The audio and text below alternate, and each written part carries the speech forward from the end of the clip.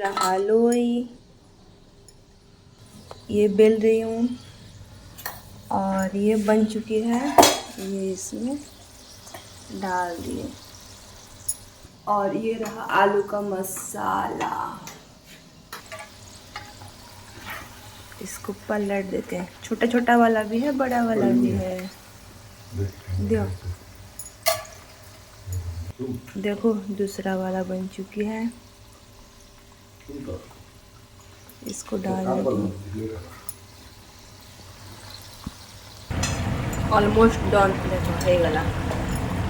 मोटे देखी से काढ़े होममेड सिंगड़ा